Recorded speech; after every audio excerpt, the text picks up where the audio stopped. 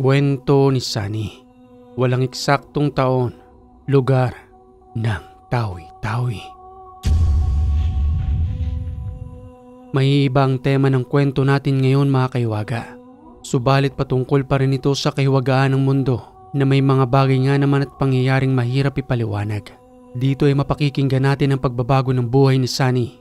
Magmula sa walang-wala na inaapi ng taong may kakayanan sa buhay. Ngunit nagsimula ang pagbabago ng aksidenteng matulungan niyang matanda hanggang sa ipagkaloob sa kanya ang mahiwagang ginintuang kabuti. Simulan natin ang karanasan ni Sunny magmula sa kanyang pagkabata.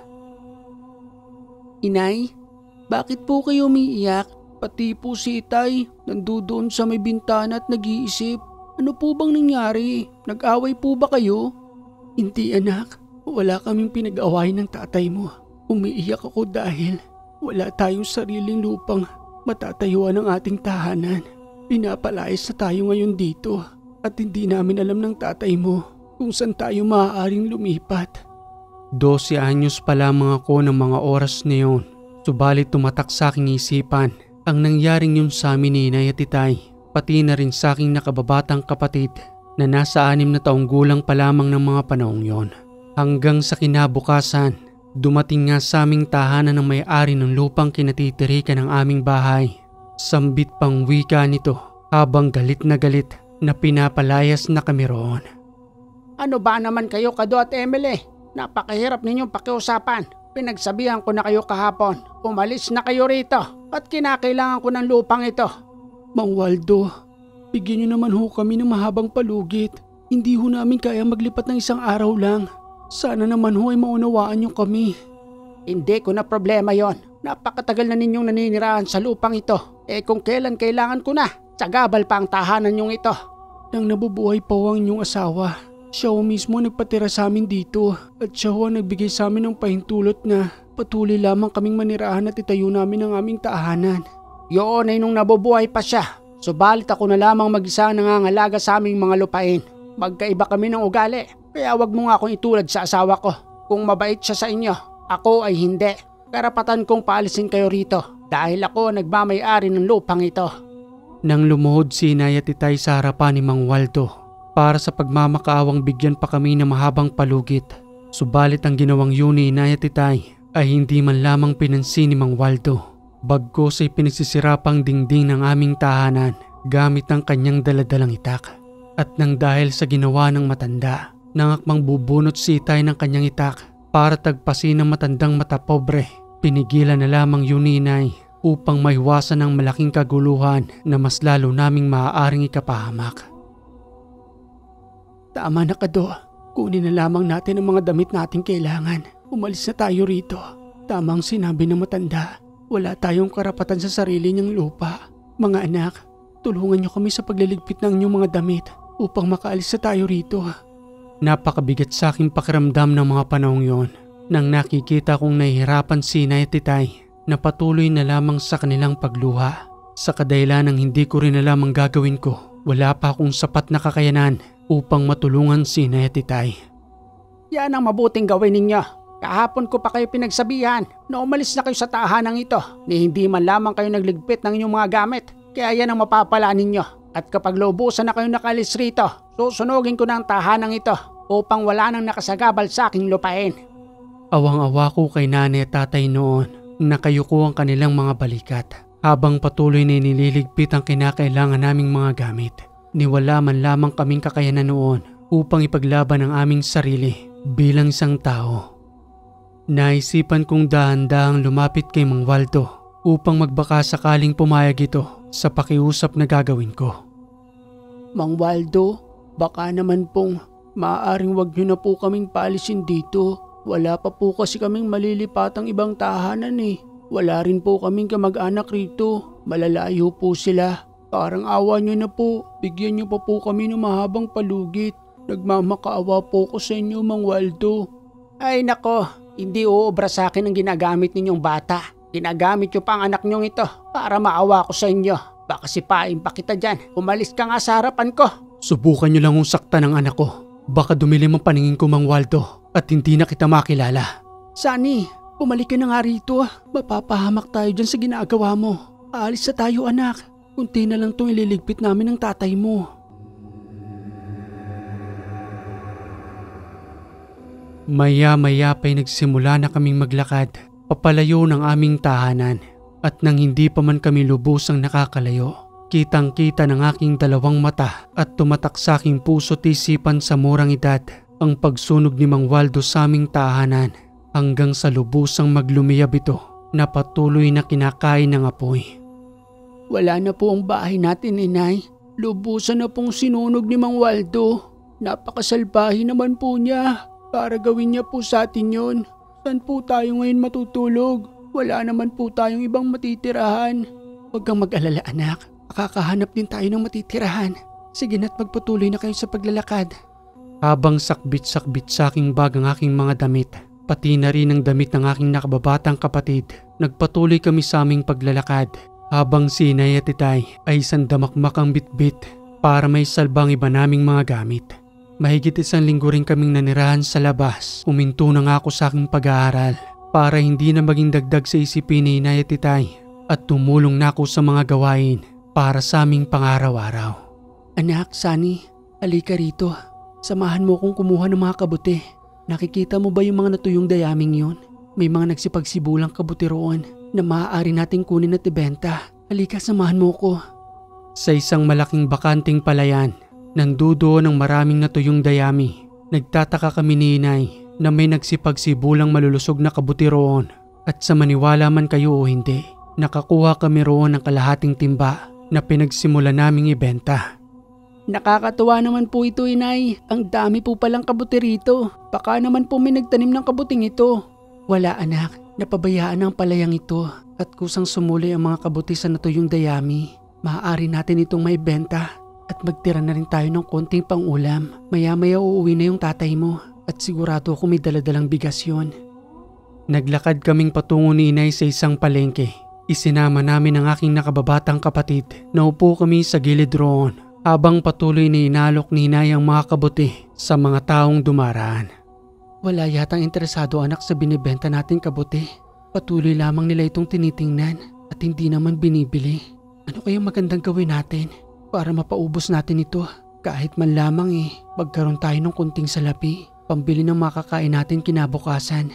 Akin na po, Inay, ang timba. Susubukan ko pong ibenta. Maupo muna kayo riyan. Alam ko pong pagod na kayo. Iaalok ko po roon sa mga nagkukumpulang mga tao. Habang pasan-pasan ko ang timba, isa-isa kong inalok ang mga tao roon hanggang sa may bumili ng aking paninda nang makita ang mga kabote. Ay iyo, magkano ba yung binibenta mong kabote? Mukhang malulusog yan Mayroon ba kayong sariling taniman?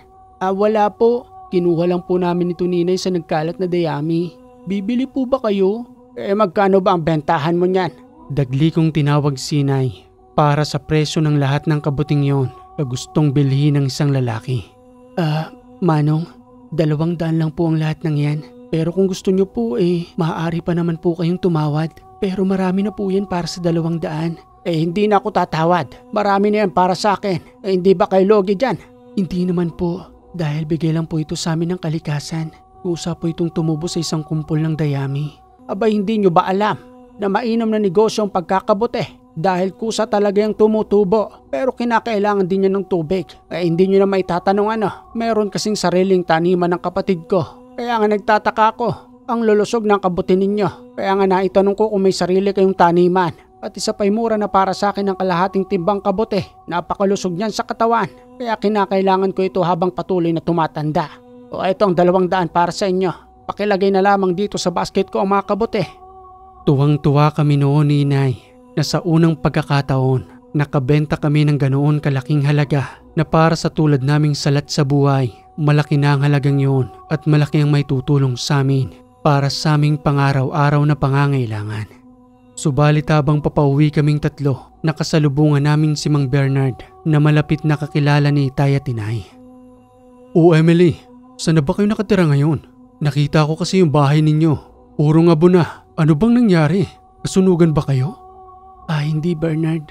Pinalayas na kami roon ni Mang Waldo. At ayun na nga, sinunog pa niya yung tahanan namin. Saan kayo nakatira ngayon? Sa lilim lang ng isang malaking puno. Naglagay na rin kami ng mga dahon ng palapa ng nyug para pang samantala naming makukublihan. Pero kapag umuulan nababasa pa rin kami roon. Wala talagang puso yang si Mang Waldo. Kaya laki-laki ng lupain niya Pati ba naman yung pinagtitirikan ninyo ng tahanan? Kinuha pa niya. Si Mang Waldo talaga Hindi niya naman madadala sa langit yung mga lupang niyang yan. Kapag namatay na siya, ay nako. Ganito na lang Emily. May iaalok ako sa inyo. Maaari kayong manirahan sa lupa ko. Mayroon akong isang maliit na kubo roon. Maaari kayong pangsamantalang manirahan doon. At malawak ang lupang yon. Pwede niyong gamitin sa pagtatanim. Para naman kahit papano mayroon kayong mapagkukunan ng pagkain. Sigurado ka ba dyan, Bernard? Hindi ako magdadalawang isip na tanggapin ang inaalok mo dahil naaawa ko sa dalawa kong anak. Oo naman Emily. Hindi kami tulad ni Mang Waldo. Malaki rin ang lupain namin. At alam mo yan. Pero isa lang pakiusap ko. Maaari niyo bang alagaan ang lupang yon? Kahit na paunti-unting paglilinis lang. Oo naman Bernard. Aalagaan namin ang lupa mo at hindi namin sisirain ang tiwala mo sa amin. Maaari na ba kaming lumipat mamaya? Naging hulog ng langit sa amin si Mang Bernard. Na sa araw ding yon, kaagad din kaming lumipat. Dali-dali naming inihanda ang aming mga gamit. At sa pagdating namin doon, isang barong-barong ang aming dinatnan na ginagapangan na ng mga damo dahil sa walang nangangalaga roon na nakatiwangwang lamang. Paumanhin sa inyo, hindi ko nasabing marumi pa ang kubong ito. Napabayaan na kasi ng nagdaang buwan. Umalis na rin kasi yung dating nangangalaga rito. Kaya yan, ginapangan na ng damo hanggang sa bubungan. Ay naku Bernard, wala kang dapat na ihingi ng paumanhin sa amin. Dapat pa nga kaming lubusang magpasalamat sa iyo dahil ang tahanang ito ay malaking biyaya na para sa amin. Kaysa naninirahan kami sa labas na patuloy na nababasa ng malakas na ulan. Kami nang bahala dito ni Kado. Pagagandahin namin ang barong-barong na ito at kami nang bahalang maglinis sa paligid ng iyong lupain. Di pa paano ba yan? Alis na ako. Patuloy nang umalis si Mang Bernard. Kitang-kita ko ang tuwa noon sa mukha ni Inay at Itay na kahit na isang barong-barong lamang yon, muli silang nagkaroon ng pag-asa na may maayos na masisilungan para sa aming dalawa ng aking nakababatang kapatid. Kinabukasan ng umaga sa aking pagising, sa paglabas ko sa bago naming tahanan, abala si Inay at Itay sa patuloy na paggamas ng mga damo magmula sa paligid ng tahanan hanggang sa kayang abutin ng kanilang paglilinis gamit ang kanilang itak. O anak, Sunny, gising ka na pala. Magalmusal ka na muna roon. Ang kapatid mo, natutulog pa po Inay si Joey. Hindi ko na po muna ginising O siya sige, magalmusal ka na roon. At tingnan-tingnan mo si Joey ha. Baka mamaya kung san-san magpunta yon. Medyo malago pa ang mga damo dyan sa paligid. Hindi pa kayo maaaring maglaro. Baka may nagkalat pang ahas dyan. Opo Inay, mag-aalmusal na po ako at babantayan ko po muna si Joey. Makalipas ang ilang araw naming pananatili roon, lubusan ng nalinis ni Inay at Itay ang paligid ng aming tahanan. Pati na rin ang lupain ni Mang Bernard ay patuloy nilang naahalagaan. Maya-maya pa'y dumating si Mang Bernard na may daladalang isang sako na naglalaman ng pagkain. Sambit pang wika nito sa amin habang nakangiti. Hindi ako nagkamali sa inyo na manatili kayo rito. Napakalinis ng paligid. Kahit hanggang doon, pinagkaabalaan pa talaga ninyong linisan. Siya nga pala, pagdamutan na ninyong mga daladala kong pagkain. Alam kong hindi kayo nakapaghanap buhay nitong mga nagdaang araw. Kaya para sa inyo talaga ito. Naku, maraming salamat dito Mang Bernard. Napakarami naman pong pagkain nito. May mga dilata, pati na rin po ang bigas. Sobra-sobra na po ito para sa amin. Kulang pa nga yan. Hayaan nyo sa susunod na pagbalik ko rito. Magdadala pa ako ng ibang mga pagkain para sa inyo. Napakabuting tao ni Mang Bernard. Malayong malayo sa ugali ni Mang Waldo. Kaya naman naniniwala ko na kapag may masama ay mayroon ding papalapit na mabuting tao na inaatasan ng Panginoon. Alam nyo kung ako sa inyo pagtanim-tanim kayo rito. Yung pwede ninyong pagkakitaan. Tulad na lamang ng mga gulay. Hindi kami tututol na mag-asawa roon. Itanim ninyong gusto ninyong itanim. Napakalawak ng lupain ito na hindi ko naman napapakinabangan. Hindi ko ipagdadamot ito kahit kailan. Dahil ang lahat ng ito ay hindi naman sa akin. Kung di pahiram lamang sa akin ito ng Panginoon na hindi ko naman maaaring ipagdamot. Lalo na sa mga taong tulad ninyong nangangailangan. Taos-pusong pasasalamat namin noon kay Mang Bernard. Muli niya kaming binigyan ng pag-asa na imbis na maliitin, kinupkup niya kami sa kanyang lupain upang turuan na ring maghanap buhay sa pamamagitan ng kanyang sariling lupain. Ganito na lang, Totally masipag naman kayo mag-asawa. Magdadala ako ng mga binhing pananim at doon kayo maaaring magsimula. Lahat naman ng matagumpay na tao nagsimula lamang sa maliit hanggang sa paunti-unti lumaki. Pero itong wag niyong kalilimutan. Hindi kayo habang buhay na nasa ibaba. May panahon para sa matagumpay na buhay. Subalit kapag nandudoon na kayo, wag na wag ninyong kalilimutan na lumingon sa dati ninyong pinanggalingan at tumulong din kayo sa iba upang mas lalo kayong pagpalain. Sa murang edad kong yon, tumatak sa aking isipan ang lahat ng sinabi ni Mang Bernard. May punto ang lahat ng kanyang sinabi. Hanggang sa isang araw, nagpaalam ako kay Inay at Titay na muli akong magtutungo sa pinagkuhanan namin ng kabuti. Sumang-ayon naman kagad si Inay noon dahil maaaring marami na naman ang sumuloy sa kadahilan ng nagsisimula pa lamang silang magtanim sa mga binhing ipinagkaloob sa amin ni Mang Bernard. At sa pagdating ko nga sa nasabing dayami ng palay, marami na naman doong nagsipagsibulang kabuti na isa-isa kong kinuha at tiniligay sa aking daladalang timba. Pabulong na wika ko pa sa aking sarili habang natutuwa sa pagkuha ng mga kabuti. Ang dami na namang sumuloy rito. Nakakatuwa silang tingnan. Maraming salamat po Panginoon. Mayroon po akong may bibentang kabuti na makakatulong po sa amin nila Inay. Sana po Panginoon, umunlad na po ang buhay namin nila Nanay. Kasi naawa na po ako sa kanila Bigyan niyo po sana kami ng pagkakataon na magkaroon po ng magandang hanap buhay. Pinapangako ko po na kapag yumaman po kami, hindi po kami mangmamalit ng ibang tao. Hindi po tulad ng ginawa sa amin ni Mang Waldo. Matapos kong pabulong na magsalita ng mga oras na yon, may narinig akong boses na nanggagaling sa likuran ng tumpok ng dayami. Isang matandang tinig. Bahagya akong napahinto upang tingnan. Subalit nang umikot ako roon, wala namang ibang tao. Nagpalinga-linga pa ako sa paligid habang muling nagsasalita ng, Magandang araw po. Meron po bang ibang tao rito? Wala naman nagsasalita. Siguro guni-guni ko lang yun. Makaalis na nga rito. Sapat na rin naman ang nakuha kong kabuti. Magtutungo pa ako sa palengke para maibenta ang lahat ng ito. Subalit habang patuloy akong naglalakad, pakiramdam ko'y may sumusunod sa akin ng mga oras na yon. Pati na rin ang kanyang mga yabag ay rinig na rinig ko sa aking likuran.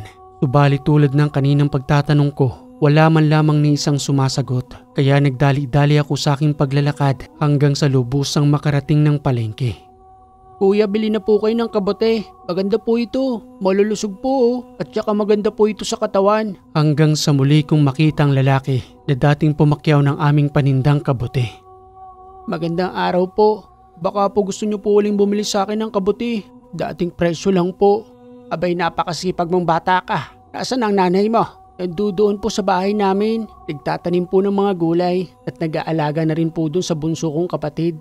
Ay kaya pala. Kaso mayroon pa akong kabuti ron sa bahay namin Kabibili ko lang rin dun sa aking kapatid. Kasi nung nagdaang araw ay hinahanap ko kayo rito. Subalit hindi ko naman kayo makita. Kaya ayun, doon na muna ako bumili. Subalit nagdalawang isip ang matanda. Naawa ito sa aking kalagayan at muling bumalik sa aking pwesto upang pakyawin ang aking paninda.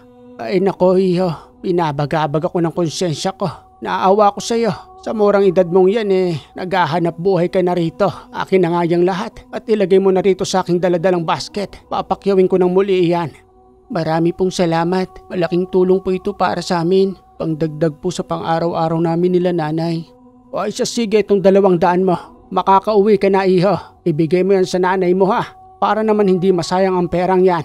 At habang papalis ako ng palengke, may nakita akong uugod-ugod na matandang lalaki. Dahan-dahan ito sa kanyang paglalakad.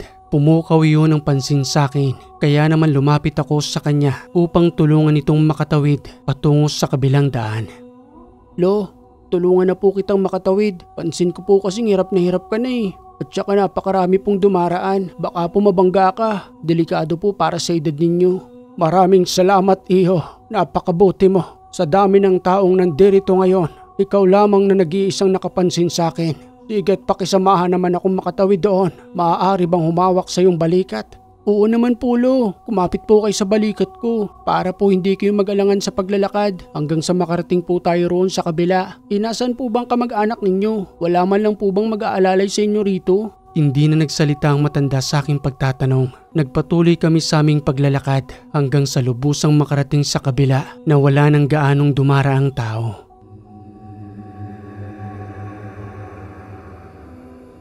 Maraming salamat sa iyong pagtsatsaga iho.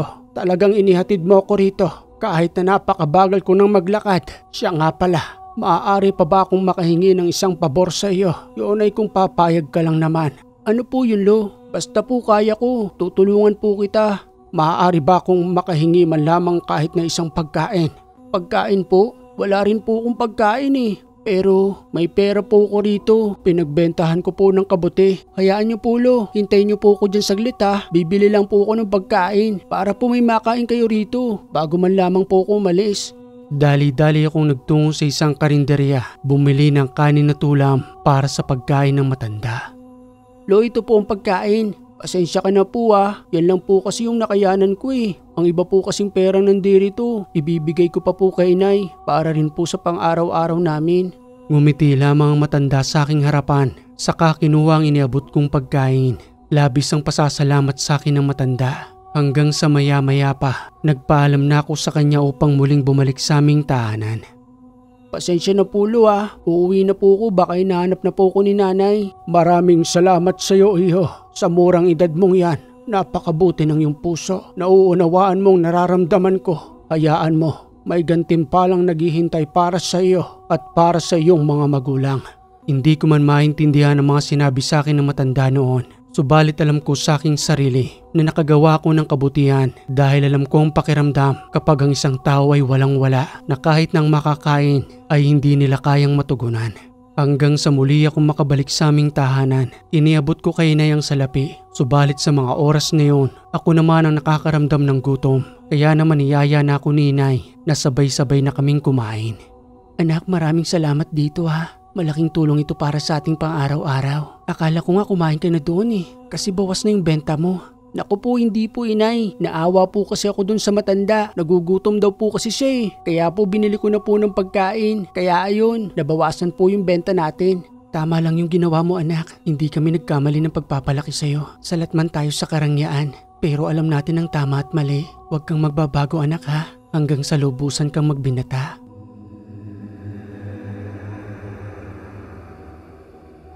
Makalipas ang ilang taon sa pagtungtong ko ng 22 anyos, habang mahimbing akong natutulog noon, nakatabi ang aking nakababatang kapatid na si Joey. Pumasok sa aking panaginip ang matanda. Subalit sa pagkakataong yon, may sinabi siya sa aking panaginip. Noong una hindi ko maintindihan, itinuturo niya ang matagal na panahon ko nang hindi pinupuntahan ang dati kong pinagkukunan ng mga kabuti doon sa tambak ng mga dayami. Magtungo man ako roon at may pagkakaloob siya sa akin na magiging dahilan ng pagsisimula ng pagbabago ng aming buhay.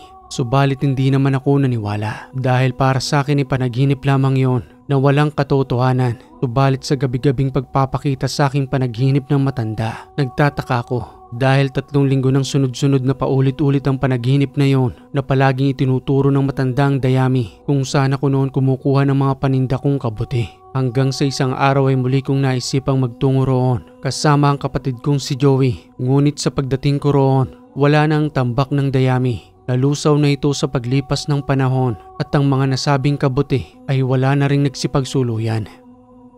Sabi ko na nga ba, panaginip lang ang lahat ng yon.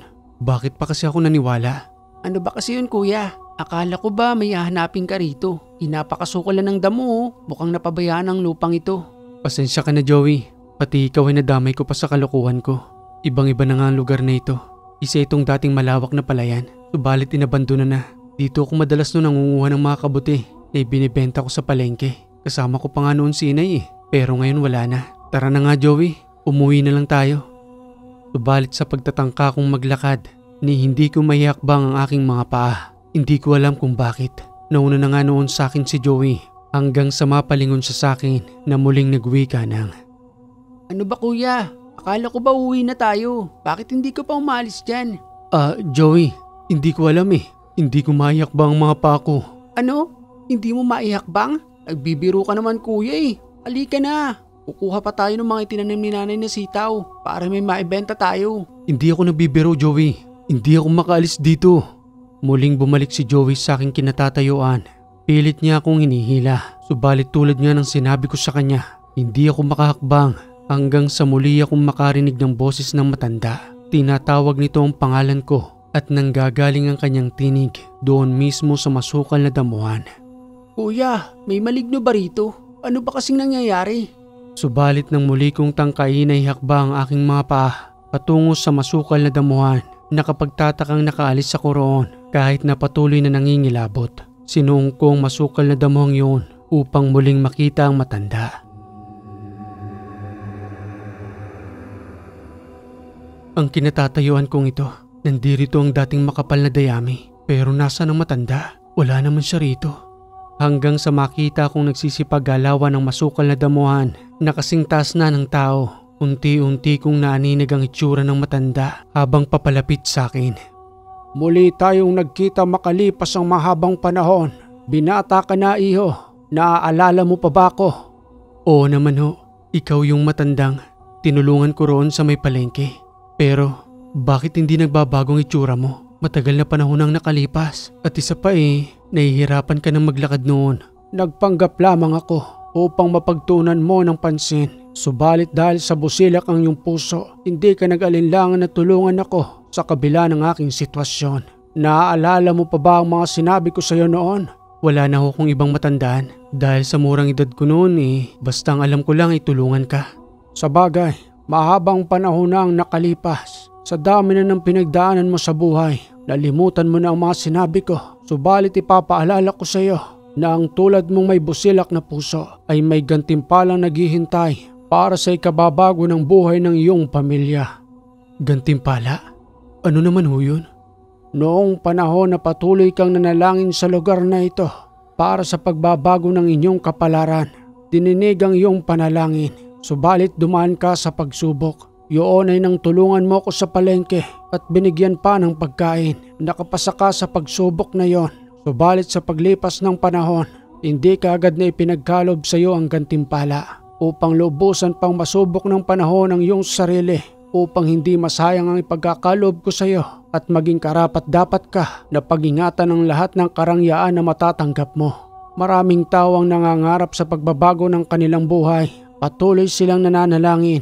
Subalit kapag ipinagkalob sa kanila ang karangyaan, marami ang nalulunod, nasisira ang buhay dahil sa hindi pa handa ang kanilang pisikal, pati na rin ang kanilang isipan. Nalululong sa kung ano-anong bisyo na nagiging dahilan ng muli nitong pagbagsak. Kaya pinaraan kita sa proseso sani upang ang lahat ng biyayang matatanggap mo ay lubusan mong mapag-ingatan. Pero hindi ho kita maunawaan patungkol dyan sa mga sinasabi mo. Sa ngayon ay hindi mo pa lubusang nauunawaan dahil hindi pa nangyayari sa iyo ang lahat ng nakikita kong magbabago sa iyong buhay. Papabor sa iyo ang mundo patungkol sa lahat ng ninanais mo. Subalit magpakatatag ka dahil kapag ang isang puno ay patuloy na namumunga, patuloy rin itong pinupukol ng bato upang ang lahat ng bungang meron siya ay bumagsak sa lupa. Kaya naman ang lahat ng magiging bunga ng iyong pinaghirapan ay pakaingatan mo sani. Tanggapin mo ang gantimpalang ito. Nakikita mo ba sa iyong paanan ang nag-iisang ginintoang kabuti na magdadala sa lahat ng iyong pinapanalangin? Sa dahan-dahan kong pagtingin sa aking paanan, nanduduho ng isang ginintoang kabuti na ipinagkalob sa akin ng matanda. Kakaiba ang kabuting ito. Umikinang naanimig ginto.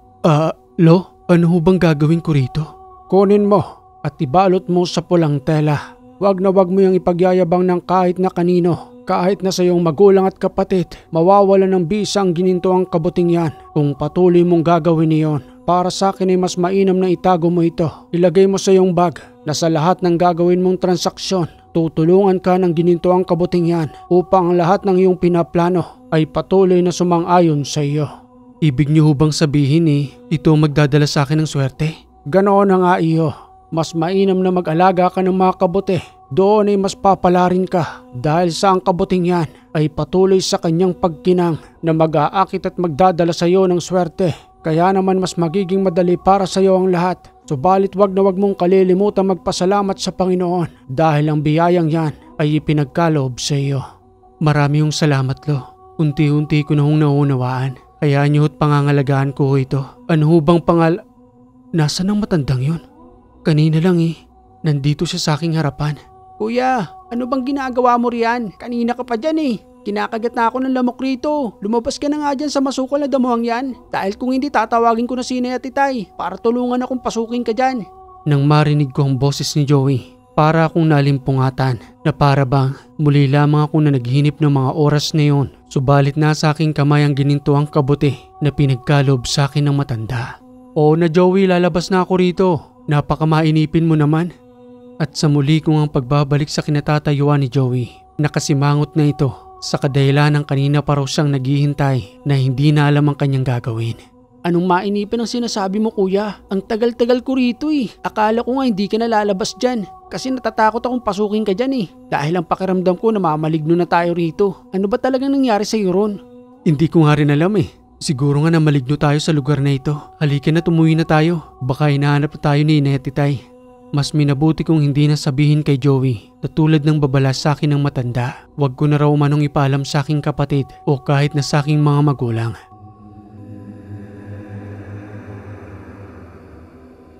At sa muli nga naming pagbabalik sa tahanan, kaagad akong kumuha ng pulang tela. Ibinalot ko ito roon at itinago sa aking bag. Sunny? Joey? Inay, bakit po? Kanina pa ba kayo riyan? Kararating lang ho, Inay. Saan ba kayo galing? May pinuntahan lang ho. Kanina ko pa kasi kayong hinahanap eh. Uutusan ko sana kayong magdala ng mga sitaw kay Mang Bernard. Ang dami kasi nating mga sitaw rito. Hindi pa naman natin lubusang nibibenta lahat. Ibilang pagpapasalamat natin sa may-ari ng lupang ito. Sa mahabang panahon walang pag-aalinlangang pagpapatira nila sa atin dito. Maaari nyo bang dalaan si Mang Bernard doon? Siyempre naman ho, Inay. Nakapag-ani na po pala kaagad kayo? Ay naku, kanina pa. Sa kakahintay ko sa inyo rito, ako na mismong namitas para masariwa yung maibibigay natin kay Mang Bernard. Ayun yung mga nakatali roon. Yun yung kunin mo at ilagay mo sa basket. 5 tali rin ng sitaw ang napitas ni Inay. Muli kong niyaya si Joey. Subalit hindi na ito sumama sa akin na nadala na sa nangyari kanina. Ikaw na lang kuya, kayang-kaya mo na yan. Magaan lang naman yung sitaw eh. Tutulong na lang ako rito kay Inay. Baka kasi kung saan na naman tayo mapunta niyan. Ikaw talaga Joey, hindi ka na mapakiusapan. Kasi naman eh, kung saan pa tayo sumusuot. Bahala ka na nga dyan. Ako na nga lang mag-isang magpupunta ron kay Mang Bernard. Makalipas ang kalahating oras ng paglalakad, nang makarating na ako sa tahanan nila Mang Bernard. Napakaganda ng kanilang tahanan. Mapaghahalata mong may kaya sa buhay. Subalit napakabuting tao na marunong magpakumbaba. Magandang araw po Mang Bernard. Ipinapabigay po ito ni Nanay. Oy, salamat Sunny. Napakarami naman yata nito. Baka naman wala na kayong may benta ron. Hindi po. Marami pa po roon Mang Bernard. Sa katunayan nga po hindi pa po namin lahat na ibebenta. Marami pa nga rin pong aanihing sitaw Kaya para sa inyo po talaga yan. Si Nanay pa po mismo nagpitas. Pakisabi kay Emily. Maraming salamat dito Pasensya na kung hindi na ako nakakapasyal sa inyo ron. Medyo na busy lang nitong nagdaang araw. At saka alam kong naalagaan naman ninyong lupa ko ron. Napakaswerte ko nga sa inyo ni hindi na kayo tumatanggap ng bayad para sa pag-aalaga ng lupa ko. Naku po Mang Bernard, sobra-sobra na po yung pagpapatira nyo sa amin doon. Doon pa lang po napakalaking utang na loob na po namin sa inyo. Dahil kung hindi nyo po kami kinupkup, baka hanggang ngayon, palaboy-laboy pa rin po kami. O sige Sunny, may gagawin pa rin kasi ako Maputol ko ng usapan natin Sige po Mang Bernard. Muli ko nang binaybay ang daan papauwi ng aming tahanan. At habang naglalakad nga ako, may mga pumapasok sa aking isipan. Nasimulan ko na umano ang pag-aalaga ng kabuti sa pamamagitan ng paggawa ng fruiting bags kung saan sumusuli ang mga kabuti maliban pa sa paggamit ng mga dayami dahil may iba't ibang uri ng pamamaraan kung paano magpapasuli ng mga kabuti gamit ang sodas, darak, asukal at apog. Pinaghahalo-halo ang mga yon upang magkaroon ng amag. Araw-araw itong binabasa ng tubig upang ang amag na yon ay unti-unting lumaki hanggang sa dahan-dahang maging kabuti. Kuya, ano bang ginagawa mo? Gumagawa ng mapagsisilungan ng mga kabuting aalagaan ko. Kabuting aalagaan? Marunong ka na bang mag-alaga ng kabuti? Kahapon ko lang natutunan. Hindi ko nga alam kung bakit May mga pumapasok sa isipan ko kung paano gagawin ito. Wow, ang galing mo naman kuya. Ano ka? Isang scientist na bigla-bigla na lamang may natututunan? Hindi naman sa ganun. Kung tutusin natural lang naman na tumutubong mga kabuti. Kahit saan ngang kagubatan may makikita ka Pero ang itinuturo sa akin yung mas mabilis ang pamamaraan na araw lamang ang bibilangin. Magkakaroon na ng mabilis na pagsuli ang mga kabuting aalagaan ko. Sino bang nagtuturo sa'yo? Hindi ko nga alam. May mga bumubulong lang sa aking isipan. Kaya ayun, sinusunod ko lang. Naku kuya, baka kinakailangan mo na magpa-check up May magaling tayong albularyo dyan, si Mang Isko. Sasamahan kita para makapagpatingin ka. Ikaw talaga, Joey. Makakagawa ba naman ako ng ganito kagandang kubo kung may saltik ako sa utak? Halika na nga rito, tulungan mo na lang ako. Hindi yung puro tanong ka dyan. Tinulungan ako ni Joey sa pagkuha ng mga palapa ng nyog at yun ang ginagamit naming bubong at dingding sa ginagawa kong kubo. Samantalang ang mga kahoy naman na ginamit kong haligi upang mas tumibay ang kubong yon ay nanggaling lamang sa paligid ng lupa ni Mang Bernard. Ayos, makakapagsimula na akong mag-alaga ng kabute. Salamat Joey ah, malaking espasyo na to para sa aking pagsisimula. Sige lang kuya, susuportahan kita sa pinaplano mo. Matapos noon ay kinausap ko si Inay na ang lahat ng natitirang sitaw sa aming taniman ako na mismo nga ani at ibebenta naming dalawa ni Joey at ang kikitain ng sitaw na yon ay ipamimili ko ng kinakailangan kong material. Wala namang pagtutol si Inay doon at wala rin akong inaksayang araw. Kinabukasan ay kagad akong nag-ani at ang lahat ng nakuha ko ay kagad ko ring ibinenta. Kuya, bakit parang ang bilis mong makabenta ngayon? Samantalang dati yung mga inalok mo ng gulay, nilalagpasan ka lang. Pero ngayon, parang ang daming taong nangangailangan ng gulay. Lapit lang sila ng lapit sa'yo na para kang may magnet sa katawan na kusang lumalapit ang bibili. Siniswerte lang siguro Joey, baka nga mas kailangan nila ng gulay ngayon. Kaya yan, mabilis na naubos ang paninda natin. Sasamahan mo pa ba ako? Magtutungo muna tayo sa mga kinakailangan kong bilhin para dun sa pag-aalaga na sinasabi ko sa'yo ng kabuti. Ang bilis mo naman magdesisyon kuya. Sigurado ka ba dyan sa ginagawa mo? Oo naman Joey. Sabi nga sa kasabihan diba, kung may gusto kang gawin ngayon, bakit ipagpapabukas mo pa kung kaya mo naman siyang gawin ng isang araw? Sa bagay, sige na nga sasamahan na kita.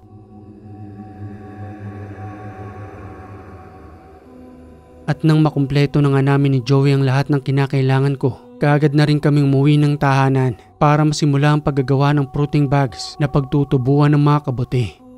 Ganito lang pala kuya ang paggawa. Ang galing naman, pinaghahalo-halo lang pala ito. Sa totoo lang Joey eksperimento pa rin para sa akin ang lahat ng ito. Sinusunod ko lang utos sa aking isipan. Wala pa rin akong malinaw na outcome. Sabi nga ng ibang tao diba, kung hindi mo susubukan hindi mo malalaman. Makalipas ang ilang araw, ang lahat ng kinakailangang proseso ay kagad ko namang sinunod. Pakiramdam ko nga ng mga oras na yon, para na akong nababaliw dahil ang kinakausap ko na ay ang sarili kong isipan. Subalit ang lahat ng ginawa kong yon, lahat yun ay tumugma. Unti-unting nagsisipagsibulan ng mga kabuti na araw-araw naming inesprayan ng tubig ni Joey.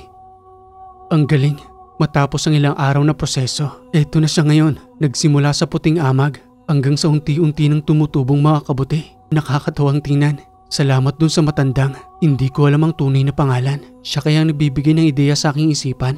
Oy Kuya Sunny, kinakausap mo na naman yung sarili mo. Huwag ka na nga masyado mag-isip dahil baka mabaliw ka pa dyan sa pag-aalaga mo ng kabuti. Halika nga rito Joey, tingnan mo yung pinaghihirapan natin. May mga nakasuloy ng kabuti, ang bilis ng paglaki nila. Halos parang araw-araw patuloy sila sa kanilang paglaki. Napapabilib na ako sa'yo kuya, pero bawas-bawasan mo lang yung sobrang pag-iisip. Baka imbis na kumita tayo rito papunta ka pa sa mental hospital. Sa mga nakakaalam sa pag-aalaga ng kabuti at kung papaano itong pinoproseso, lalo na sa paggagawa ng fruiting bags, alam kong alam ninyo kung papaano itong tamang ginagawa bago magkaroon ng puting amag na patuloy na susuloy hanggang sa lubusang maging kabuti. Hindi ko naisa-isahin ang lahat ng iyon dahil ang punot dulo naman ng kwentong ito ay patungkol sa hiwaga at biyayang ipinagkaloob ng ginintuang kabuti. Hanggang sa dumating ang araw ng pag-aani, tuwang-tuwa kaming dalawa ni Joey habang unti-unting pinipitas ang mga kabuti na nakalagay sa nasabing fruiting bags. Grabe kuya, ang dami nito. Nakakatuwa naman. Ilang fruiting bags bang ginawa natin? 50 pa lang yan Joey. Paano kung umabot na yan ng 100? Di mas marami tayong aanihin. Matapos naming kunin ang lahat ng yon, kaagad din namin itong ibinenta sa palengke. Madaling naubos ang lahat ng daladala namin na kahit ako mismo ay nagtataka sa nangyayari. Totoo pa ba ang lahat ng ito? Hindi naman sigurong nagkataon lang na nangangailangan ng mga tao ng kabuti.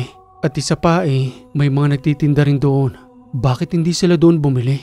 Kuya Sunny, ano na naman yung binubulong-bulong mo dyan? Magpasalamat na nga lang tayo kasi madaling naubos ang lahat ng paninda nating kabuti. Yun nga pinagtataka ko Joey. Siguro dahil nga ito doon sa... Dahil saan kuya? Wala Joey. Tara na nga at marami pa tayong bibilihin. Siguro mas dadamihan natin ang paggawa para mas marami tayong aanihin. Dala-dala ko ang aking bag Kung nasa saan ang gininto ang kabote, dahan-dahan ko pa itong sinulyapan. Nandudoon pa rin ito sa pulang tela kung saan ko ito'y binalot.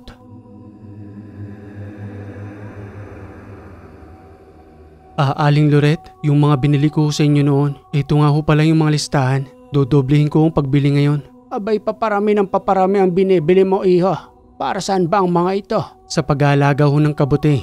Kaya pala, marami ring bumibili sa akin ng ganito at nag-aalaga nga sila ng mga kabote. Mabilis din itong nauubos. Sandali lang ha, at ihahanda ko lang lahat ng kinakailangan mo. At nang matapos na may handa ang lahat, dagli ko na itong binayaran. Pasan-pasan namin ni Joey ang lahat ng iyong papauwi. Wala kaming inaaksi ang oras at araw. Patuloy sa paggawa ng fruiting bags hanggang sa unti-unti itong dumarami na napuno na ang ginawa naming kubo. Naisipan naming dugtungan pa ito upang mas lalong lumaki. Ano kuya, kinakailangan na ba natin ng expansion? Parang magiging isang malaking plantation na ito ah. Hindi na kasi natin maaaring pagkasyahin dun sa maliit na kubo. Hindi makakasuloy ng maayos ng mga kabote. Total libre naman ang mga kahoy rito. Pati na rin ang mga palapa ng nyug na maaari natin gawing bubong at dingding. Wala tayong ibang paraan, Joey, kung di palakihin talaga ito. Wala namang masamang mangarap, di ba? Malay mo, maging isang malaking plantation nga ito para sa lahat ng mga inaalagaan nating kabote. Pero sa ngayon magsimula muna tayo sa pansamantalang kubo. Nang makita ni Inay at Itay ang aming progreso, tumulong na rin ito sa paggagawa ng kubo upang mas lalong mapadali ang lahat. Pangsamantalang iniwan ang kanilang mga pananim sa kadahilanang nakikita nilang may potensyal ang tuluyang pag-aalaga ng kabote. Salamat po Inay at Itay sa palagi niyong pagsuporta sa akin. Hayaan niyo balang araw, magkakaroon na ho tayo ng sariling lupain at hindi na ho tayo palalayasin doon. Salamat anak at hindi ka bumibitaw sa iyong mga pangarap. Ipagpatuloy mo lang yan at palagi lamang kaming nandirito sa iyong likuran ng iyong kapatid, pati na rin ng iyong Itay. Nawa ay gabayan ka ng Panginoon upang may sakatuparan mo ang lahat ng yan. Makalipas ang 2 buwan, mas lalong unti-unting lumalago ang pag-aalaga ko ng kabote na kahit si Inay at Itay ay iniwan ang kanilang pagtatanim upang tutukan na rin ang aking mga alaga. Isang pamilya na kami roon na patuloy na nagtutulungan. Hanggang sa isang araw ay nagawi sa aming tahanan si Mang Bernard. Kinakamusta kami nito roon sa kadahilanang nababalitaan din niya ang unti-unting paglago ng aming hanap buhay. Magandang araw ho Mang Bernard. Pasok ho muna kayo at ipagtitimpla ko ho kayo ng kape. Sige Sani, salamat. Naparito lamang ako dahil dun sa bali-balita patungkol dun sa kabuting alaga mo. Marami ka na raw kung magdala dun sa palengke at ang lakas mong bumenta. Totoo bang lahat ng yun? Sakto lang naman ho Mang Bernard. Kahit papano ho nakakabanti ho ng konti. Hindi ho siya madali pero nandiyan naman ho si Inay at Itay. Pati na rin ho si Joey na nakakatulong ko ho sa pag-aalaga. Ipagpatuloy mo lamang yan iho. Malayo mararating mo dyan. Kung gusto mo i-rekomenda kita dun sa mga kakilala kong mayaman. May mga restaurant yung mga yon at maaari silang kumuha sa iyo ng mga kabote. Hindi basta-basta ang restaurant nila ha. Mga mayayaman ang kumakain. Kaya kung sakaling magustuhan nila yung mga alaga mo, di sila na yung kukuha sa inyo. Tama ba ako ron? Nakakahiya naman ho. Sobra-sobra na ho yung tulong ninyo sa amin. At isa pa ho baka hindi ho makapasa sa standard yung mga kabote namin. Lalo pat mayayaman ho ang kumakain doon. Ikaw talagang bata ka. Hinahabol ka na nga ng swerte ngayon Ngayon ka pa ba magdududa? Napakamot lamang ako ng ulo sa mga sinabi ni Mang Bernard. Subalit tama ang sinabi niya. Umaayon sa akin ang panahon dahil sa ibinigay sa akin ng matanda. Kasunod na wika pa sa akin ni Mang Bernard patungkol sa aking maliit na plantasyon. Maaari ko bang makita kung saan mo sila inaalagaan? Oo naman ho Mang Bernard. Aliho kayo sa likuran ng bahay. Nandoon ho yung maliit na ginawa naming kubo. Ang lahat ay tiningnan ni Mang Bernard hanggang sa muli itong magsalita sa amin patungkol sa aming pag-aalaga.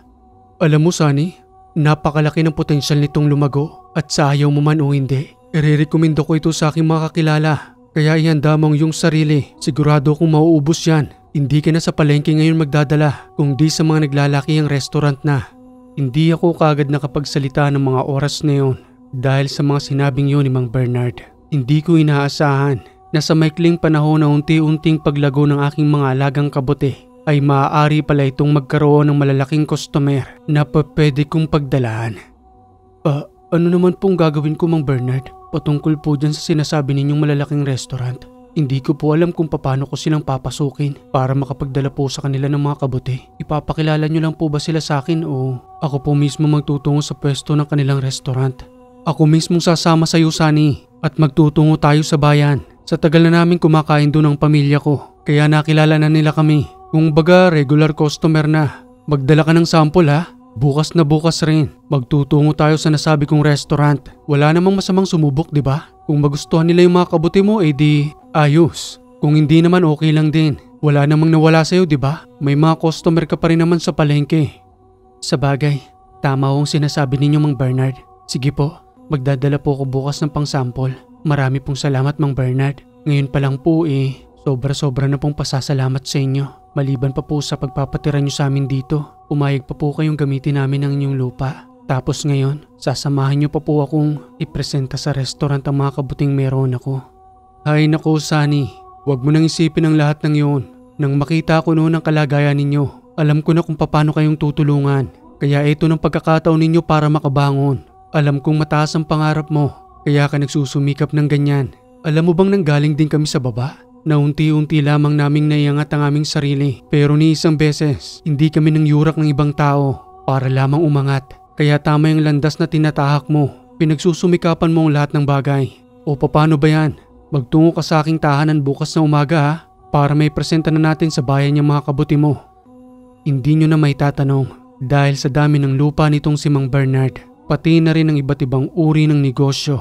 Dumami ang kanyang koneksyon, subalit nananatili pa rin siyang mapagkumbaba. Hindi mo nga mahahalatang may kaya sa buhay si Mang Bernard sa kadahilan ng kung manamit ito ay may butas pa ang kanyang damit na hindi mo akalaing nakakaangat-angat sa buhay dahil sa ang prinsipyo niya ang lahat ng bagay na meron sila ay hindi nila pag-aari ng Panginoon na ipinahiram lamang sa kanila. Kinabukasan ng umaga, kagad kaming nagtungo ni Mang Bernard sa kabayanan. Dala-dala ang pag-asang makakakuha ko ng bagong customer na mapagbebentahan ng aking mga kabuti.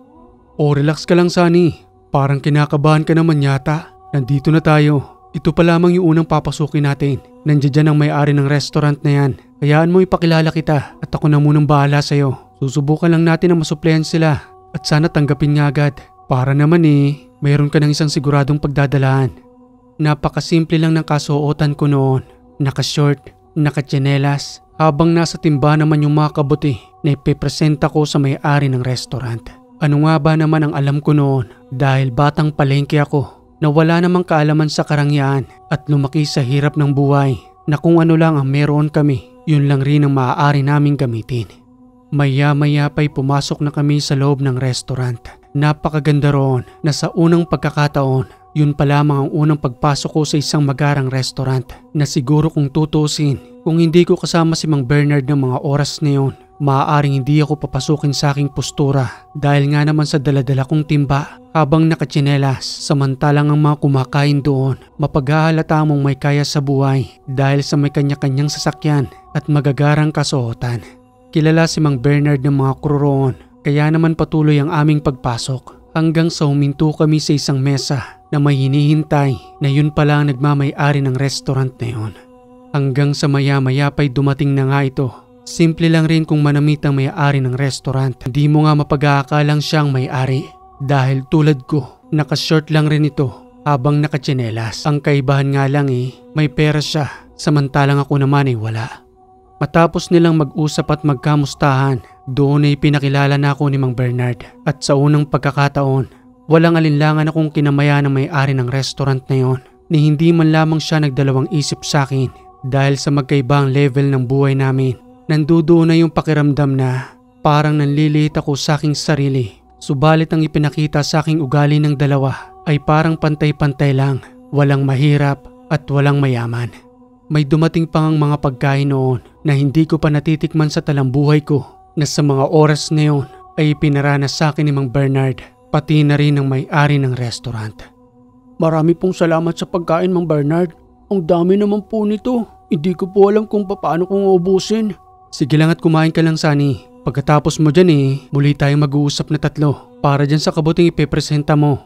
Muling nagpatuloy ang pag-uusap ng dalawa at patuloy ko lamang silang pinagmamasdan hanggang sa matapos na nga akong kumain. Doon ay pinakita ko ang lahat ng daladala kong kabuti at nagustuhan naman yun ni Sir James. Saktong-sakto raw manong pagdating namin dahil nangangailangan sila na mas maraming supply ng kabuti para sa kanilang restaurant. Ang galing naman ng timing ninyo. Kailangan talaga namin ng mas maraming supply ng kabote. Alam mo naman, yung medyo may mga kaya sa buhay dyan kinakailangan nila ng mas healthy pagkain. Kaya kinakapos talaga kami ng supply ng kabote. Ano Sunny, kaya mo na bang makapagdala bukas? Para sa akin siguro gagawa muna tayo ng kontrata. Na sa akin ka muna magdadala ng lahat ng kabote mo. Dahil ang sabi sa akin ni Bernard sa pagkakatansya niya sa taniman mo, isang restaurant pa lang kaya nung supplyan. Ano, deal ka ba?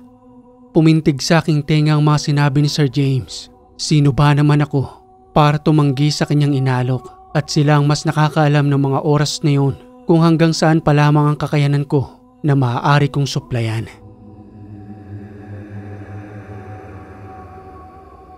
Matapos ang lahat ng pag-uusap at paggawa ng kontrata, kahit na hindi pa nakikita ni Sir James ang aking taniman, nagtiwala ito dahil sa mga sinabi ni Mang Bernard.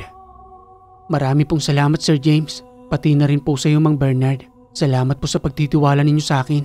Sino ba naman po ako para magkaroon po ng koneksyon sa inyo? Isa lang po akong hamak na naninirahan po sa lupa ni Mang Bernard. Huwag mong maliitin ang sarili mo, Sunny. Ang lahat ng tao ay pantay-pantay. Ginawa tayo rito ng Panginoon upang magtulungan at hindi para maliitin ng ibang tao. Halos magkapareho kami ng ugali ni Sir James. Mapagkumbaba rin ng taong ito na kahit na nasa tuktok na ng tagumpay, marunong pa rin siyang bumaba at yumapak sa lupa. Dahil yun naman talagang sekreto, kinakailangan nating laging magpakumbaba dahil ang nagpapakumbaba ay tinataas at ang nagpapakataas ay ibinababa.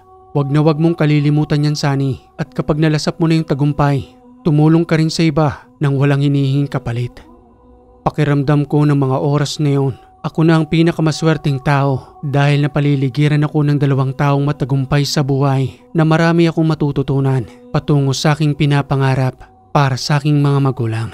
Hindi na kami nagtungo ni Mang Bernard sa iba pang mga restaurant dahil dun pa lang kay Sir James ay kayang-kaya na nitong kunin ang lahat ng aking isusupply. Kaya ayon naman sa mga sinabi ni Mang Bernard, kapag unti-unti ko nang mas napalago ang aking plantasyon, saka kami magtutungo pa sa ibang kilala niyang restaurant upang ipresenta ang lahat ng maaari kong maibigay na serbisyo sa pagsusupply ng mga kabote.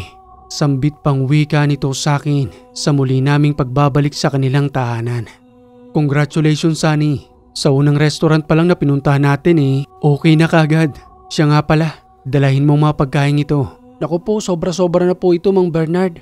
Huwag niyo na po kaming bigyan. Kaya man na po naming makabili. Sobra na po yung tulong na binibigay niyo po sa amin. Para talaga yan sa inyo. Kahit noon pa man ugali ko na talagang magbigay ng pagkain. Kaya wag mo nang tanggihan. Sige na nga po, tatanggapin ko na po ito. O bukas na umaga, wag na wag mong kalilimutang magdala ng kabuteron. Inihintay ka ni Sir James. Opo Mang Bernard, sigurado po yan. Ngayon pa lang po isasaayos ko na po yung dadalhin namin kila Sir James. Mabuti naman kung ganon. O paano ba yan? Mag-ingat ka sa iyong pag-uwi ha. Habang naglalakad akong papauwi, nagdala-dala ang aking bag. Kinuha ko ang ginintuang kabote at bahagya ko itong kinakausap. Para na nga akong baliw noon na patuloy na nagpapasalamat sa kanya dahil magmula nang ipagkaloob siya sa akin ng matanda. Para bang patuloy siyang umahatak ng swerte o magaang pamumuhay na nagbubukas sa akin ng mga bagong oportunidad para sa aking mga pinapangarap. Aminin man natin o hindi sa ating mga sarili na may mga taong sobrang sipag na halos igugol na nga nila ang lahat ng kanilang oras sa paghahanap buhay. Subalit sa wala pa rin, patuloy pa rin ang paghihikaos na mapapatanong ka na lamang sa iyong sarili na masipag naman ako, nagtatrabaho, gumagawa ng paraan. Subalit bakit wala pa rin isang kahig isang tuka na kahit na anumang gawin ay baon pa rin sa utang na hindi makaahon sa kahirapan. Kaya naman sobra-sobrang pasasalamat ko magmula nang dumating sa buhay ko ang ginintuang kabote na ipinagkalob sa akin ng matanda. May kanya-kanya tayong paniniwala at nirerespeto ko iyon kung saan napapaganda ang buhay mo. Paulit-ulit mo lamang itong gawin basta ang mahalaga ay wala tayong tinatapakang ibang tao.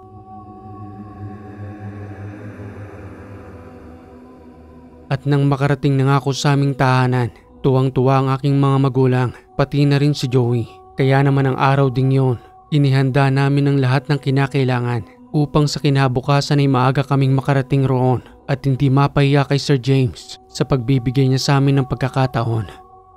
Inay, Itay, Joey, yung mga dapat lamang na anihin natin ngayon ang kinakailangan nating kunin.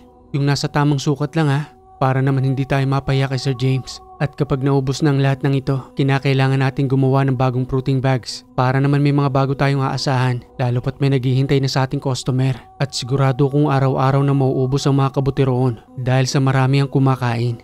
Sige kuya, akong bahala rito. At doon naman si Inay at Titay. Kinabukasan ay maaga kaming nagtungo roon. Ayon na rin sa napag-usapan namin ni Sir James. Hands-on si Sir James sa kanyang negosyo na para bang ang mga galawan nito ay baguhan pa lamang na nagsisimula dahil kahit siya mismo ay nandoon sa kanyang restaurant at tumutulong sa kinakailangang gawin.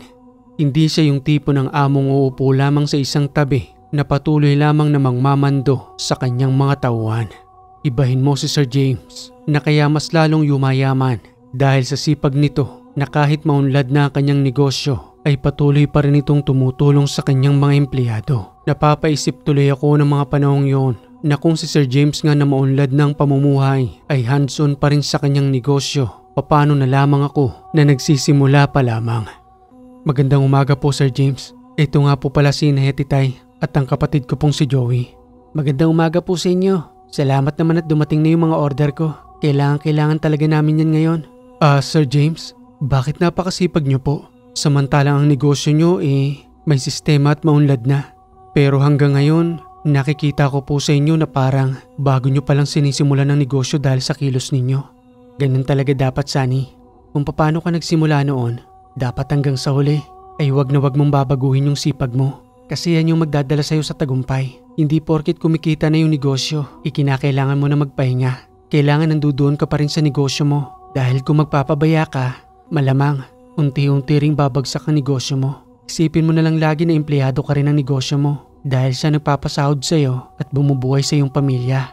Kaya yung sipag, dapat lagi natin kaakibat sa buhay yan. Ang lahat ng mga payong binibigay sa akin ni Sir James, pati na rin ni Mang Bernard, ay tumatatak sa aking isipan.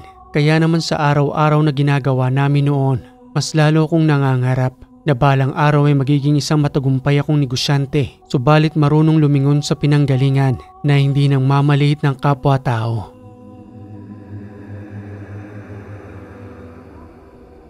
Makalipas pang 2 taon, unti-unti na kaming nakakaipon ni Lainay. Napakahirap mang paniwalaan, subalit yun ang patuloy na nangyayari. Kaya naman nang magkaroon ako ng bakanting oras, muli akong nagtungo sa abandonadong palayan kung saan dati akong nangunguha ng kabuti at kung saan nagpapakita ang matandang estranghero. Nagtungo ako roon upang magpasalamat sa kanya, subalit ang dinatnan ko roon ay ang malinis na paligid ng lupain habang may patuloy na nagtatabas ng mga damo at may nakasulat sa gilid ng kahoy na ibinebenta ng bakanting lupang yon. Pagtatanong na wika ko pa sa lalaking patuloy na nagtatabas ng mga damo. Magandang araw ho. Sino ho ang may-ari ng lupang ito? May nakalagay ho kasi doon na ibinebenta na raw ho ang lupang ito. Tama ka roon, iyo. Ibinebenta na ang lupang ito. Kaya nga pinalilinisan ng may-ari. Para naman sa makakabili matuwa-tuwa naman na malinis na ang kanyang lupa. May kalakihan din ang lupang ito na dating pinagtataniman ng palay. Napabayaan nga lang ito dahil nang magtungo sa kamay nilaan ng may-ari, hindi na naasikaso ang lupa niya. Kaya ayon, doon na talaga tuluyang nanirahan.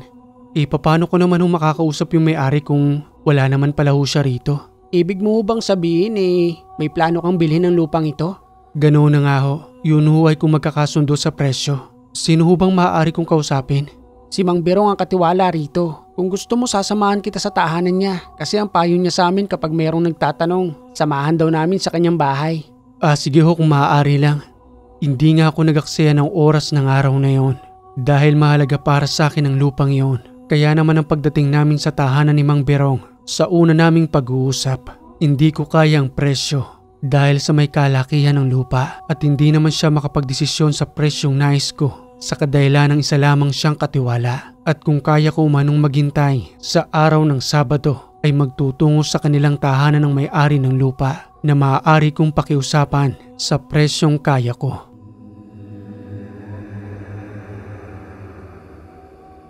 Isang gabi, habang patuloy akong natutulog, muli kong napanaginipan ang lupang iyon na mas lalo raw lalago ang aking negosyong kabuti kapag napasakin ang lupain dahil nandoon nakatira ang matandang estranghero na nagkaloob sa akin ng ginintuang kabuti. Napanaginipan ko nga rin siya ng gabing yon sa tagal ng panahon na nakalipas na hindi na muli siyang nagpapakita sa akin. Subalit sa panaginip, nakangiti ito at nakaupo sa lupa na kanyang tahanan.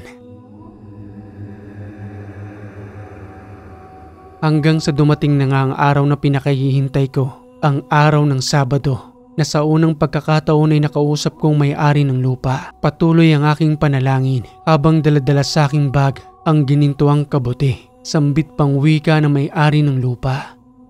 Alam mo iho, malaki-laking lupa rin ito. 6 na hektarya ang dating palayan. Kahit nga ako nang ihinayang Pero wala akong magagawa dahil naninirahan na kami sa Maynila. Kesa naman nakatiwangwang lang ang lupang ito. Kaya napag-isip-isip ko na ibenta na lang. Sige, ibibigay ko na sa nais mong presyo. Basta alagaan mong lupang ito At huwag mo kaming kalilimutan na kung sakali man na maligaw kami uli rito, maalala mo pa rin kami. Laking tuwa ko ng mga oras na yun na ibinigay sa kagustuhan kong presyo ang lupang pinangarap kong magkaroon. Hanggang sa lubusan naming asikasuhin ang lahat ng mga papel. Hindi man madali, pero nang mahawakan ko iyon, alam kong matutuwa si Inay at Itay, pati na rin si Joey. Dahil sa wala ng ibang magpapalaya sa aming sariling lupa at maaari na kami makapagpatayo ng sarili naming tahanan na mailipat ang aming negosyo para mas lalong palaguin. Inay, Itay, Joey, may sariling lupa na tayo. Mahabang panahon din ang hinintay ko para rito. Ito po mga papeles, Inay. Sa atin na po yung lupang. Dating pinagkukuhanan natin ng kabuti nung bata pa ako. Salamat sa Panginoon at maraming salamat kay Mang Bernard. Mahabang panahon tayong nanirahan sa lupa niya. Siguro naman kahit papano makakabawi na tayo sa kabutihan niya. Sa patuloy naming pagsusumikap sa buhay, dumating kami sa puntong hindi na lamang isang restaurant ang dinadalahan namin ng kabuti. Mas marami pang tumangkilik sa aming mga alaga nang lubusan na kaming makalipat sa aming sariling lupa. Unti-unti naming mas napalaki ang negosyo hanggang sa mag-hire na kami ng mga tao roon sa kadahilan ng hindi na namin kakayanin ang pag-aalaga at ang pinapangarap naming tahanan sa paglipas ng panahon ay naipatayo na namin. 3 palapag iyon na kung dating nagsisiksikan kami sa isang maliit na barong-barong, ngayon ay lubusan kaming pinagpala kasabay ng aming palihim na pagtulong sa ibang tao kasama si Mang Bernard. Sambit pang wika ni Mang Bernard sa aming tagumpay habang nandoon kami sa isang komunidad na aming tinutulungan. Alam mo Sunny, ipagpatuloy niyo lamang ang kabutihan ninyo dahil mas lalo kayong pagpapalain tulad ng ginagawa ko. Isa yan sa mahalagang sekreto sa buhay. Huwag na huwag kayong mapapagod na tumulong. Lalo pat nanggaling din kayo sa karanasang hindi ninyo malilimutan. Ang mapalaya sa hindi ninyo pag-aari. Maraming salamat Mang Bernard. Hayaan niyo at lagi kong itatatak sa aking isipan ang lahat ng payo ninyo sa akin. Subalit nangakmang sasabihin ko na kay Mang Bernard ang patungkol sa ginintuang kabuti. Naaalala ko ang sinabi ng matanda na huwag ko itong ipapaalam sa kahit na kanino, kahit sa aking kapatid o sa aking mga magulang. Dahil sa maaaring mawalan nito ng bisa, lalo pat nasa kasagsagan na kami ng aming tagumpay sa pag-abot ng aming mga pangarap sa buhay. Ipinanatili kong itinago ang lihim na iyon at magpahanggang sa ngayon ay hindi ko pa rin ipinapakita sa kanila ang patungkol sa lihim ng ginintuang kabuti. Okay mga kaiwaga, napakaganda ng kwentong ito, nakaka-inspire at meron tayong natututunan. Subalit tulad ng sinasabi ko, kahit na anong uri pa yan ng pangpaswerte o kahit na sino pang nagkaloob sa atin, kung hindi rin tayo kikilos, ay wala ring darating na oportunidad at walang magbabago. Karagdagan na lamang kung meron tayong pampaswerte, sabayan pa natin ang sipag at tiyaga tulad ng ginawa ni Sunny sa kwentong ito. Subalit kahit na anumang uri ng pampaswerte ang meron tayo, kung wala rin tayong gagawin, ay wala ring mangyayari. Sabi nga sa kasabihan, nasa Diyos ang awa, nasa tao ang gawa. Merry Christmas sa inyong lahat mga kaiwaga. Naway ma-enjoy natin ang araw ng Kapaskuhan, lalo ng mga kababayan nating OFW. Merry Christmas po sa inyong lahat dyan. At kung nagustuhan mong kwentong ito mga kaiwaga, palambing naman po ng like and share. At kung hindi ka pa nakaka-subscribe, click mo na yung subscribe button dyan, pati na rin yung bell para updated ka sa ating mga bagong kwento. Muli mga kaiwaga, maraming salamat sa lagi ninyong pagantabay dito sa Ang Hiwaga.